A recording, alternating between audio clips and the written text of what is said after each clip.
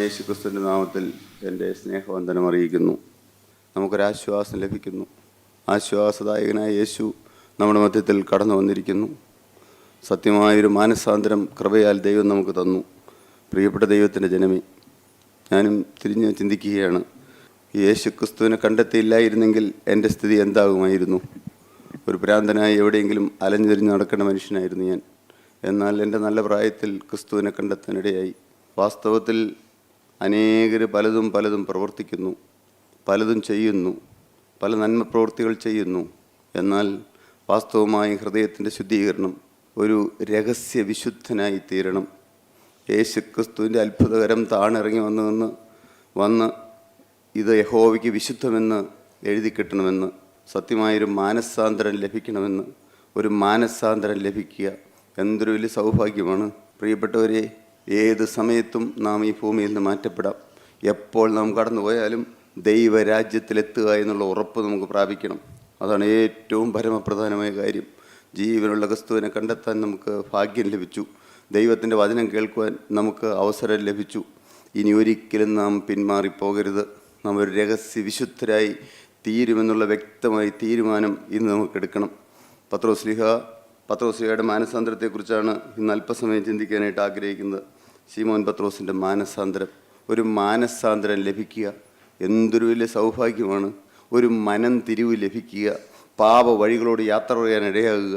ഈ ലോകത്തിന് അനുരൂപരായി ജീവിച്ചിരുന്ന നമുക്ക് ഈ ലോകത്തിന് അനുരൂപരായി ജീവിക്കാതെ നന്മയും പ്രസാദവും പൂർണ്ണതയുമുള്ള ദൈവത്തിൻ്റെ ഹിതമെന്ന് തിരിച്ചറിയേണ്ടതിന് മനസ്സ് പുതുക്കി രൂപാന്തരപ്പെടുക, ഒരു മനപരിവർത്തനം ലഭിക്കുക.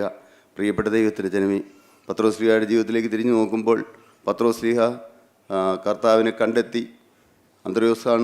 പത്രോസിൻ്റെ സഹോദരനായ അന്ത്രയോസാണ് പത്രോസിനെ കർത്താവിൻ്റെ അടുക്കിലേക്ക് കൂട്ടിക്കൊണ്ടുവന്നത്. ബെസ്തയിദ പട്ടണം, ഞാൻ വർഷങ്ങൾക്ക് മുമ്പ് അവിടെ പോയിട്ടുണ്ട്. അവിടെ 5 അപ്പം കൊണ്ട് 5000 പേരെ പോഷിപ്പിച്ച സ്ഥലം. എന്നാൽ കർത്താവ് അത്ഭുതങ്ങളെല്ലാം ചെയ്തിട്ടും വിശ്വാസമില്ലാതെ ആളുകൾ വിശ്വാസികൾ ആയിത്തീരാത്തത് മൂലം ആ പട്ടണം അനുഗ്രഹിക്കപ്പെട്ടില്ല. കർത്താവ് പറഞ്ഞു, ബെസ്തയിദയേ നിനക്ക് ഹാ കഷ്ടം, കോരസീനേ നിനക്ക് ഹാ കഷ്ടം. നിന്നിൽ നടന്ന വീര്യപ്രവൃത്തികൾ സോരിലും സീതോരിലും നടന്നിരുന്നുവെങ്കിൽ അവർ എത്ര പണ്ടേ രട്ടിലും വെണ്ണീരിലും ഇരുന്ന് കരയുമായിരുന്നുവെന്ന്. നാം നമ്മുടെ ജീവിതത്തിലേക്ക് തിരിഞ്ഞു നോക്കിയാൽ മാനസാന്തര അനുഭവത്തിലാണോ നാം ഇന്ന് നിൽക്കുന്നത്? നാം അനേകം അത്ഭുതങ്ങൾ കണ്ടവരാണ്. ജീവനുള്ള ക്രിസ്തു വന്ന് ഇറങ്ങി പ്രവർത്തിക്കുന്നത് കണ്ടതാണ്. ഞാൻ ഒന്നും ആവർത്തിച്ച് പറയുന്നില്ല. എന്നാൽ ഇന്ന് നമ്മുടെ ജീവിതത്തിൽ വാസ്തവമായൊരു മാനസാന്തരം നാം അനുഭവിക്കുന്നുണ്ടോ? മത്തായി സുവിശേഷം 16-ാം അധ്യായം 13 മുതൽ 20 വരെയുള്ള വാക്യങ്ങൾ നമുക്കൊന്ന് വായിച്ച് കേൾക്കാം. 5 അപ്പം കൊണ്ട് 5000 പേരെ പോഷിപ്പിച്ചത് പത്രോസ്ലീഹ കണ്ടു. യേശു ചെയ്ത അനേകം അത്ഭുതങ്ങൾ പത്രോസ്ലീഹ കണ്ടു. എന്നാൽ പത്രോസ്ലീഹയുടെ ജീവിതത്തിൽ പത്രോസ്ലീഹ തള്ളിപ്പറയേണ്ടതായ സാഹചര്യം വന്നു. മത്തായി സുവിശേഷം 16-ാം അധ്യായം 13 മുതൽ 20 വരെയുള്ള വാക്യങ്ങൾ വായിച്ചു കേൾക്കാം. യേശു ഫിലിപ്പിൻ്റെ കൈസരിയുടെ പ്രദേശത്തെത്തിയ ശേഷം തൻ്റെ ശിഷ്യന്മാരോട്, ജനങ്ങൾ മനുഷ്യപുത്രനെ ആരെന്ന് പറയുന്നുവെന്ന് ചോദിച്ചു. ചിലർ യോഹന്നാൻ സ്നാപകനെന്നും മറ്റു ചിലർ ഏലിയാവെന്നും വേറെ ചിലർ ഇരമ്യാവോ പ്രവാചകന്മാരിൽ ഒരുത്തനോ എന്നും പറയുന്നുവെന്ന് അവർ പറഞ്ഞു. നിങ്ങളോ എന്നെ ആരെന്ന് പറയുന്നുവെന്ന് അവൻ ചോദിച്ചതിന് ശീമോൻ പത്രോസ്, നീ ജീവനുള്ള ദൈവത്തിൻ്റെ പുത്രനായ ക്രിസ്തു എന്ന് ഉത്തരം പറഞ്ഞു. കർത്താവിൻ്റെ പിന്നാലെ വന്ന അനേകർക്ക് കർത്താവ് ആരാണെന്ന് വ്യക്തമായി മനസ്സിലായില്ല. എന്നാൽ പത്രോസ്ലീഹായോട് കർത്താവ് തൻ്റെ ശിഷ്യന്മാരോട് ചോദിച്ചു. ജനത്തിന് കർത്താവ് ആരാണെന്ന് മനസ്സിലായിട്ടില്ല. ചിലർ ഏലിയാവെന്നും ചിലർ പ്രവാചകന്മാരിൽ ഒരുവനെന്നുമെല്ലാം പറയുന്നു. എന്നാൽ പത്രോസ്ലീഹായ്ക്ക് വ്യക്തമായി ദൈവം മനസ്സിലാക്കി കൊടുത്തു. സ്വർഗീയ പിതാവാണ് അരുളപ്പാട് കൊടുത്തതെന്ന് താഴേക്ക് വായിക്കുമ്പോൾ നമുക്ക് മനസ്സിലാകും. നീ ജീവനുള്ള പുത്രനായ ക്രിസ്തു ആകുന്നു എന്ന് ഉത്തരം പറഞ്ഞു. പത്രോസ്ലീഹ പറഞ്ഞു. തുടർന്ന് കർത്താവ് പറയുകയാണ്, യേശു അവനോട്, ബറിയോനാ ശീമോനെ, നീ ഭാഗ്യവാൻ, ജഡരക്തങ്ങളല്ല, സ്വർഗസ്ഥനായ എൻ്റെ പിതാവത്രേ നിനക്കിത് വെളിപ്പെടുത്തി തന്നത്. പത്രോസ്ലീഹായ്ക്ക് സ്വർഗീയമായ മർമ്മങ്ങൾ വെളിപ്പെട്ട് കിട്ടി. വ്യക്തമായി കർത്താവിന് വെളിപ്പെട്ട് കിട്ടി. തുടർന്ന് താഴേക്ക് പറയുകയാണ്, ഈ പാറമേൽ ഞാൻ എൻ്റെ സഭയെ പണിയും, പാതാള ഗോപുരങ്ങൾ അതിനെ ജയിക്കുകയില്ല എന്ന് ഞാൻ നിന്നോട് പറയുന്നു. സ്വർഗരാജ്യത്തിൻ്റെ താക്കോൽ ഞാൻ നിനക്ക് തരുന്നു. സ്വർഗത്തിൽ നീ ഭൂമിയിൽ കെട്ടുന്നതെല്ലാം സ്വർഗത്തിൽ കെട്ടപ്പെട്ടിരിക്കും.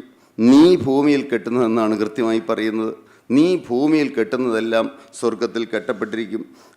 നീ അഴിക്കുന്നതെല്ലാം സ്വർഗത്തിൽ അഴിഞ്ഞിരിക്കുമെന്ന് ഉത്തരം പറഞ്ഞു. പിന്നെ താൻ ക്രിസ്തുവാകുന്നു ആരോടും പറയാതിരിപ്പാൻ ശിഷ്യന്മാരോട് കൽപ്പിച്ചു. 23-ാം വാക്യം ഒന്ന് വായിച്ചു കേൾക്കാം. കർത്താവ് വ്യക്തമായി എല്ലാം ബോധ്യപ്പെടുത്തി കൊടുത്ത വ്യക്തിയാണ് പത്രോസ്ലീഹ. എന്നാൽ ആ പത്രോസ്ലീഹായെ കർത്താവ് അതേ അധ്യായത്തിൽ തന്നെ 23-ാം വാക്യത്തിൽ വായിക്കാം. അവനോ തിരിഞ്ഞ് പത്രോസിനോട്, സാത്താനെ എന്നെ വിട്ടുപോ, നീ എനിക്ക് ഇടർച്ചയാകുന്നു, നീ ദൈവത്തിൻ്റെതല്ല മനുഷ്യരുടെ അത്രേ കരുതുന്നതെന്ന് പറഞ്ഞു. പത്രോസ്ലീഹയെ കർത്താവ് സാത്താൻ എന്ന് വിളിക്കുകയാണ്. സാത്താനെ എന്നെ വിട്ടുപോയെന്ന് പറയുകയാണ്. പ്രിയപ്പെട്ടവരെ, എന്താണ് അതിൽ നിന്ന് മനസ്സിലാക്കേണ്ടത്? ജീവനുള്ള ദൈവം നമ്മളുടെ ജീവിതത്തിൽ പ്രശ്നങ്ങളും പ്രതിസന്ധികളും എല്ലാം വരുന്നു. എന്നാൽ ജീവനുള്ള ദൈവം സ്നേഹത്തോടെ തന്നെ പത്രോസ്ലീഹായ്ക്ക് എല്ലാം ബോധ്യപ്പെടുത്തി കൊടുത്ത പത്രോസ്ലീഹായെ സാത്താൻ എന്ന് വിളിച്ച് പത്രോസ്ലീഹായെ കർത്താവ് ശാസിക്കുകയാണ്. എന്നാൽ കർത്താവ് ശാസിക്കുമ്പോഴും നമ്മെ സ്നേഹിക്കുന്ന ജീവനുള്ള ദൈവം, എഫ്രൈമിൻ്റെ ഓമനപുത്രൻ, ഓമനക്കുട്ടിയോ പിന്നെ എന്താണ് വാത്സല്യപുത്രനോ, നിന്നെ ശാസിക്കുമ്പോഴൊക്കെയും വാത്സല്യത്തോടെ സ്നേഹിക്കുന്ന ജീവനുള്ള ദൈവം. നമുക്ക് ശാസനകൾ വരുമ്പോൾ, നമുക്ക് തർജ്ജനങ്ങൾ കിട്ടുമ്പോൾ, നമ്മുടെ ജീവിതത്തിൽ പ്രതികൂല സാഹചര്യങ്ങൾ വരുമ്പോൾ, നമുക്ക് ചെറിയ ചെറിയ ശിക്ഷണങ്ങൾ കിട്ടുമ്പോൾ നാം ഒരിക്കലും ദൈവം നമ്മെ മറന്നു കളഞ്ഞു എന്ന് ചിന്തിക്കരുത്. നാം ഒരിക്കലും നമ്മെ കൈവിടാത്ത ജീവനുള്ള ക്രിസ്തു ജീവിതത്തിലേക്ക് നാം തിരിഞ്ഞു നോക്കൂ പ്രിയപ്പെട്ടവരെ. എന്ന് നമുക്ക് എത്ര പേർക്ക് വ്യക്തമായി പറയാൻ കഴിയും? ഞാൻ എൻ്റെ പ്രാർത്ഥനാ ജീവിതം ക്രമപ്പെടുത്തും, ഞാൻ തിരുവചന വായന കൃത്യതയോടെ ചെയ്യും, അതുപോലെ എല്ലാ കാര്യങ്ങളിലും ക്രമീകരണം വരുത്തും. എത്ര പേർക്ക് നമുക്ക് പ്രാഗൽഭ്യത്തോടെ നമുക്ക് ആ ഉറപ്പോടെ പറയാൻ കഴിയും ഞാനതെല്ലാം പാലിച്ചു എന്ന്? നമ്മൾ എത്ര പേർക്ക് കഴിയും? ഞാൻ ഒരിക്കലും തികഞ്ഞവനായി നിന്നുകൊണ്ട് പറയുകയല്ല. എനിക്കും ദുഃഖങ്ങളുണ്ട്, എനിക്കും സങ്കടമുണ്ട്. കർത്താവെ എടുത്ത തീരുമാനത്തിൽ ഉറച്ചു നിൽക്കാൻ കഴിഞ്ഞില്ലല്ലോ എന്നുള്ള സങ്കടത്തോടു കൂടിയാണ് നിൽക്കുന്നത്. പലപ്പോഴും സംസാരത്തിൽ തെറ്റുന്നു, പലപ്പോഴും പല കാര്യങ്ങളിൽ ആവലാതി വരുന്നു, ചില സങ്കടങ്ങൾ വരുന്നു. എന്നാൽ അതെല്ലാം കാണുമ്പോഴും വരുമ്പോഴും ഒന്നും നമ്മെ തള്ളിക്കളയുന്ന ദൈവമല്ല. നമ്മെ വിളിച്ചിറക്കിയ ദൈവം വിശ്വസ്തനാണ്. ആരാണ് നമ്മെ വിളിച്ചത്? പ്രിയപ്പെട്ട ദൈവത്തിൻ്റെ ജനമേ, നമ്മെ യുഗങ്ങൾക്ക് മുമ്പ് കണ്ട ഒരു ദൈവം, നമ്മുടെ അമ്മയുടെ ഗർഭപാത്രത്തിൽ ഉരുവാകുന്നതിന് മുമ്പ് നമ്മെ കണ്ട ദൈവം, ഈ ജീവനുള്ള ക്രിസ്തുവിൻ്റെ വചനപ്രകാരം ജീവിക്കണമെന്ന് വ്യക്തമായൊരു തീരുമാനം തന്നത് ആരാണ്?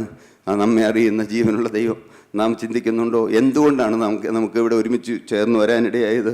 ഒരിക്കലും യാദൃശ്ചികമല്ല. ദൈവമക്കൾ പറഞ്ഞല്ലോ, യാദൃശ്ചികമായിട്ട് നാം വന്നതല്ല.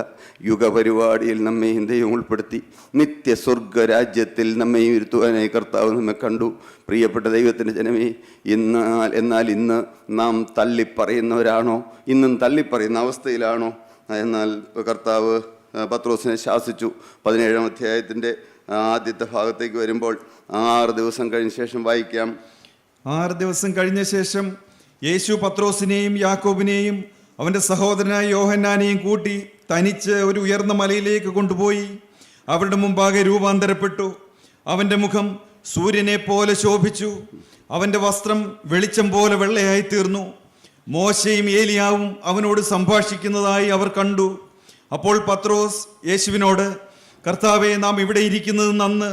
നിനക്ക് സമ്മതമെങ്കിൽ ഞാനിവിടെ 3 കുടിലുണ്ടാക്കാം, ഒന്ന് നിനക്കും, ഒന്ന് മോശയ്ക്കും, ഒന്ന് ഏലിയാവിനുമെന്ന് പറഞ്ഞു. അവൻ പറയുമ്പോൾ തന്നെ പ്രകാശമുള്ള ഒരു മേഘം അവരുടെ മേൽ നിഴലിട്ടു. മേഘത്തിൽ നിന്ന്, ഇവൻ എൻ്റെ പ്രിയപുത്രൻ, ഇവങ്കിൽ ഞാൻ പ്രസാദിക്കുന്നു, ഇവന് ചെവി കൊടുപ്പീനെന്ന് ഒരു ശബ്ദവുമുണ്ടായി. ശിഷ്യന്മാർ അത് കേട്ടിട്ട് ഏറ്റവും ഭയന്ന് കവിണ്ണു വീണു. യേശു അടുത്തിയെന്ന് അവരെ തൊട്ടു. എഴുന്നേൽപ്പീൻ, ഭയപ്പെടേണ്ട എന്ന് പറഞ്ഞു. അവർ തലപൊക്കിയാറെ യേശുവിനെ മാത്രമല്ലാതെ ആരെയും കണ്ടില്ല.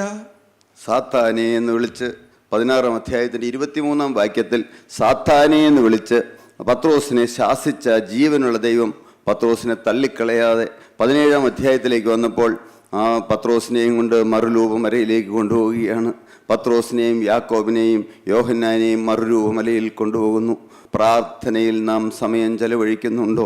ഇന്ന് വ്യക്തമായൊരു തീരുമാനത്തിലേക്ക് നമുക്ക് വരണം. നാം പ്രാർത്ഥിക്കുന്നവരാണോ? ഏതെല്ലാം വിഷയങ്ങൾ നമുക്ക് പ്രാർത്ഥിക്കാനുണ്ട്, ഏതെല്ലാം കാര്യങ്ങൾ നമുക്ക് തന്നെ നമ്മുടെ ജീവിതത്തിലേക്ക് തിരിഞ്ഞു നോക്കി തിരുത്താനുണ്ട്. അനേകർ അങ്ങ് പൊരിഞ്ഞ് കഷ്ടപ്പെട്ട് അധ്വാനിച്ച് എങ്ങനെയെങ്കിലും ജീവിക്കാനായി അധ്വാനിക്കുന്ന ആളുകൾ, അതുപോലെ സമാധാനമില്ലാത്ത വീടുകൾ. ഞാൻ അനേക മനുഷ്യരെ ഇന്നലെ കണ്ടു. സമാധാനത്തെക്കുറിച്ചൊരു വാക്ക് പറയാനില്ല. എല്ലാം വലിയ തത്വങ്ങളും കാര്യങ്ങളും എല്ലാം പറയുന്നു. എന്നാൽ ക്രിസ്തു തരുന്ന വാസ്തവമായ സമാധാനം, പാപത്തിന്മേലുള്ള ജയജീവിതം, അത് നാം അനുഭവിക്കാത്ത അനേകം മനുഷ്യർ, ദൈവമക്കളെല്ലാം വീടുകളെല്ലാം കയറി ഇറങ്ങി സുവിശേഷത്തിനായി, നമ്മുടെ ഈ സുവിശേഷം അറിയിക്കാനായി ചെല്ലുമ്പോൾ അനേക വീടുകളിൽ സമാധാനമില്ലാതെ ആളുകൾ കഴിഞ്ഞുകൂടുന്നു. എന്താണ് ജീവിതത്തിൻ്റെ അർത്ഥമെന്നറിയാതെ അനേകരെ വലഞ്ഞ് തിരിഞ്ഞു നടക്കുന്നു. എന്നാൽ വാസ്തവമായും നമുക്ക് പ്രാർത്ഥിക്കാൻ കടപ്പാടില്ലേ? ക്രൂശിലെ സ്നേഹം നാം അറിഞ്ഞവരല്ലേ? അനേകരെ ക്രൂശിലെ സ്നേഹത്തിലേക്ക് അടുപ്പിക്കാൻ നമുക്ക് ബാധ്യതയില്ലേ? നാം അത് ചെയ്യുന്നുണ്ടോ? പ്രാർത്ഥനാ ജീവിതത്തിൽ സമയം ചെലവഴിക്കുന്നവരാണോ?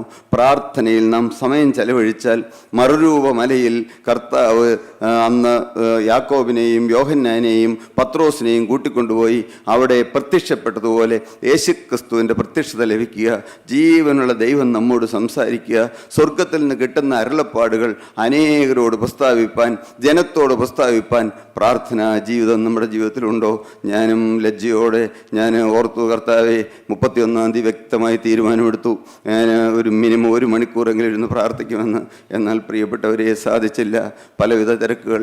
ഈ കഴിഞ്ഞ ദിവസങ്ങളിലെല്ലാം വലിയ തിരക്കും ബഹളവും എല്ലാം വന്ന സമയങ്ങളിൽ എന്തുകൊണ്ടാണെന്ന് ഞാൻ തിരിഞ്ഞു നോക്കി. ഞാനിന്നും ലോകമയത്വമുള്ളവനാണ്, ലോകത്തെ വിട്ടിട്ടില്ല. ക്രിസ്തുവാണ് എന്നെ വിളിച്ചതെന്ന് വ്യക്തമായ ബോധ്യമുണ്ടെങ്കിലും ലോകത്തിലേക്കുള്ള പറ്റുമാനം, തിരക്ക് വരുമ്പോൾ എന്തിനാണ്, ഏത് കാര്യത്തിലാണ് ആവലാതി പിടിക്കുന്നത്? പലപ്പോഴും ആവലാതി വരുന്ന സ്വഭാവം.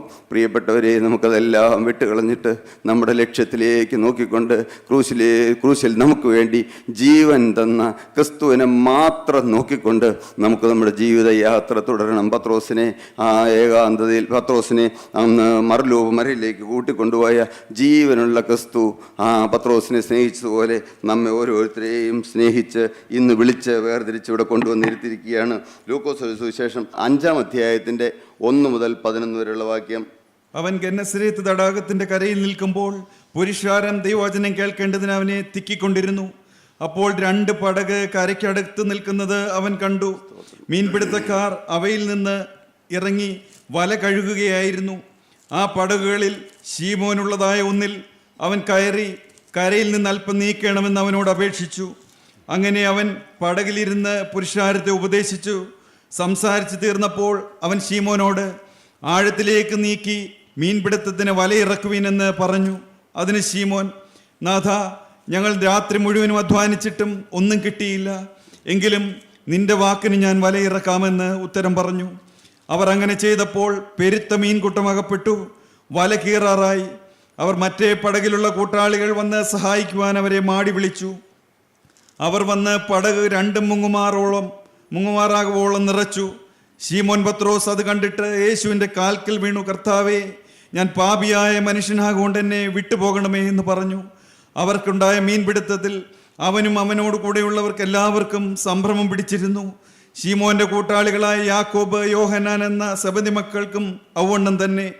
യേശു ശീമോനോട്, ഭയപ്പെടേണ്ട, ഇന്നു മുതൽ നീ മനുഷ്യനെ പിടിക്കുന്നവനാകുമെന്ന് പറഞ്ഞു. പിന്നെ അവർ പടകുകളെ കരയ്ക്കടുപ്പിച്ചിട്ട് സകലവും വിട്ട് അവനെ അനുഗമിച്ചു. രാത്രി മുഴുവൻ പത്രോസ്ലിഹായും കൂടെയുള്ളവരും രാത്രി മുഴുവൻ അധ്വാനിക്കുകയാണ്. എന്നാൽ ഒരു പൊടിമീൻ പോലും കിട്ടിയില്ല. എന്നാൽ ജീവനുള്ള ക്രിസ്തു പത്രോസിൻ്റെ പടകിലേക്ക് കടന്നു വന്നു. പത്രോസിനോട് പറഞ്ഞു, നീ ആഴത്തിൽ ഇന്ന സ്ഥലത്ത് മീൻപിടുത്തത്തിന് വലയിറക്കുക എന്ന്. പ്രിയപ്പെട്ട ദൈവത്തിൻ്റെ ജനമേ, ദൈവത്തിൻ്റെ വചനം കേട്ടു, ദൈവത്തിൻ്റെ ആജ്ഞ അനുസരിച്ചു. പെരുത്ത മീൻകൂട്ടം കിട്ടി. പത്രോസ് അത്ഭുതം കണ്ടവനാണ്. പത്രോസിൻ്റെ ജീവിതത്തിൽ അത്ഭുതങ്ങൾ കണ്ടവനാണ്. പ്രിയപ്പെട്ട ദൈവജനമേ, ഞാനും എൻ്റെ ജീവിതത്തിലേക്ക് തിരിഞ്ഞു നോക്കുമ്പോൾ, അഥവാ നമ്മുടെ ഓരോരുത്തരെയും ജീവിതത്തിൽ തിരിഞ്ഞു നോക്കുമ്പോൾ എന്തെല്ലാം അത്ഭുതങ്ങൾ നാം കണ്ടതാണ്. ജീവനുള്ള ക്രിസ്തു ഹൃദയത്തിലേക്ക് കടന്നു വന്നു. സമാധാനമില്ലാതിരുന്ന നമുക്ക് അനേകർക്ക് ജീവനുള്ള ദൈവം സമാധാനം തന്നു. ക്രിസ്തുവിനെ വരച്ച് കാട്ടി നമ്മുടെ ഹൃദയത്തിൽ കിട്ടി. എന്നാൽ ഇന്ന് നാം തള്ളിപ്പറയുന്നവരുടെ കൂട്ടത്തിലാണോ? ലൂക്കോസിൻ്റെ സുവിശേഷം 22:31 മുതൽ 34 വരെ. ശീമോനെ, ശീമോനെ, സാത്താൻ നിങ്ങളെ കോതമ്പ് പോലെ പാറ്റേണ്ടതിന് കൽപ്പന ചോദിച്ചു. ഞാനോ നിന്റെ വിശ്വാസം പൊയ്പോകാതിരിക്കുവാൻ നിനക്ക് വേണ്ടി അപേക്ഷിച്ചു. എന്നാൽ നീ ഒരു സമയം തിരിഞ്ഞു വന്ന ശേഷം നിന്റെ സഹോദരന്മാരെ ഉറപ്പിച്ചുകൊള്ളുക. അവനോട്, കർത്താവെ, ഞാൻ നിന്നോടുകൂടെ തടവിലാകുവാനും മരിക്കുവാനും ഒരുങ്ങിയിരിക്കുന്നു എന്ന് പറഞ്ഞു. അതിനവൻ, പത്രോസേ, നീ എന്നെ അറിയുന്നില്ല എന്ന് 3 വട്ടം തള്ളിപ്പറയും മുമ്പേ ഇന്ന് കോഴി കൂകുകയില്ല എന്ന് ഞാൻ നിന്നോട് പറയുന്നു എന്ന് പറഞ്ഞു. ഇത്രമാത്രം അത്ഭുതങ്ങൾ കണ്ട പത്രോസ്ലീഹ ഭർത്താവിനെ തള്ളിപ്പറയുമെന്ന് പത്രോസിന് വ്യക്തമായി കർത്താവ് ബോധ്യം കൊടുത്തു. കർത്താവ് കൃത്യമായി പത്രോസിന് മുന്നറിയിപ്പ് കൊടുത്തു. പ്രിയപ്പെട്ട ദൈവജനമേ, നാം ദൈവത്തിൻ്റെ വചനം കേൾക്കുവാൻ വന്നിരിക്കുമ്പോൾ വ്യക്തമായി നമുക്ക് ദൈവം മുന്നറിയിപ്പുകൾ തരികയാണ്. നീ ശരിയായ പാതയിൽ നിന്നില്ലെങ്കിൽ, തിരുരക്ത കോട്ടയ്ക്കുള്ളിൽ എപ്പോഴും പൊതിയപ്പെട്ട അനുഭവത്തിൽ നിന്നില്ലെങ്കിൽ നീ പാപത്തിലേക്ക് വീണു പോകുമെന്ന് നമുക്ക് ദൈവം മുന്നറിയിപ്പ് തരുന്നുണ്ട്. എന്നാൽ ആ സമയത്ത് എൻ്റെ സ്വന്തം വിൽ പവർ കൊണ്ട്, എൻ്റെ സ്വന്തം കഴിവുകൊണ്ട്, എൻ്റെ സ്വന്തം ഇച്ഛാശക്തി കൊണ്ട് പാപത്തിന്മേൽ ജയിക്കാമെന്നുള്ള ചിന്തയോടുകൂടി നാം ആരെല്ലാം നിന്നിട്ടുണ്ട്. പ്രിയപ്പെട്ട ദൈവജനമേ, യേശു ക്രിസ്തുവിൻ്റെ അത്ഭുതകരുണയാലല്ലാതെ ഒരിക്കലും പാപത്തിന്മേലുള്ള ജയം സാധ്യമല്ല. പാപത്തിന്മേലുള്ള ജയം, രഹസ്യ ജീവിതത്തിന്മേലുള്ള ജയം, രഹസ്യ വിശുദ്ധനായി തീരണമെങ്കിൽ ക്രിസ്തുവിൻ്റെ ആ രക്തം വന്ന് നമ്മെ പൊതിഞ്ഞു പിടിച്ചല്ലാതെ ഒരിക്കലും നമുക്ക് ജയജീവിതം സാധ്യമാകുകയില്ല. പത്രോസ്ലീഹ ഒരിക്കലും തള്ളിപ്പറയുമെന്ന് ചിന്തിച്ചതല്ല. പത്രോസ്ലീഹയോട് മുന്നറിയിപ്പ് കൊടുക്കുകയാണ്. കർത്താവ് മുന്നറിയിപ്പ് കൊടുത്തപ്പോൾ പത്രോസ്ലീഹയ്ക്ക് വ്യക്തമായി കർത്താവ് അരുളപ്പാട് കൊടുത്തപ്പോൾ പത്രോസിനെ വിശ്വസിക്കാമായിരുന്നു. എന്നാൽ പത്രോസ് തൻ്റെ സ്വന്തം ശക്തിയിൽ പറയുകയാണ്, ഞാൻ നിന്നെ ഒരിക്കലും തള്ളിപ്പറയുകയില്ല, ഞാൻ മരിക്കേണ്ടി വന്നാലും ഞാൻ നിന്നെ തള്ളിപ്പറയുകയില്ല എന്ന് പത്രോസ്ലീഹ പറയുകയാണ്. എന്നാൽ ആ തള്ളിപ്പറഞ്ഞ പത്രോസ്ലീഹയെ 21-ാം അധ്യായം മർക്കോസ് സുവിശേഷം 14-ാം അധ്യായം 66 മുതൽ 72 വാക്യങ്ങൾ വായിക്കുമ്പോൾ പത്രോസ്ലീഹ തള്ളിപ്പറയുന്നു. എല്ലാം വ്യക്തമായി തിരുവചനത്തിൽ രേഖപ്പെടുത്തി വച്ചിരിക്കുകയാണ്. മർക്കോസിൻ്റെ സുവിശേഷം 14-ാം അധ്യായം 66 മുതൽ 72 വരെയുള്ള വാക്യങ്ങൾ വായിക്കാം. പത്രോസ് താഴെ നടുമുറ്റത്തിരിക്കുമ്പോൾ മഹാപുരോഹിതന്റെ ബാല്യക്കാരിൽ ഒരുത്തി വന്ന് പത്രോസ് തീ കായുന്നത് കണ്ടവനെ നോക്കി, നീയും ആ നസ്രായനായ യേശുവിനോട് കൂടെ ആയിരുന്നു എന്ന് പറഞ്ഞു. നീ പറയുന്നത് തിരിയുന്നില്ല, ബോധ്യമാകുന്നതുമില്ല എന്നിങ്ങനെ അവൻ തള്ളിപ്പറഞ്ഞു. പടിപ്പുരയിലേക്ക് പുറപ്പെട്ടപ്പോൾ കോഴി കൂകി. ആ ബാല്യക്കാരത്തി അവനെ പിന്നെയും കണ്ട് സമീപത്ത് നിൽക്കുന്നവരോട്, ഇവൻ ആ കൂട്ടരിലുള്ളവൻ തന്നെ എന്ന് പറഞ്ഞു തുടങ്ങി.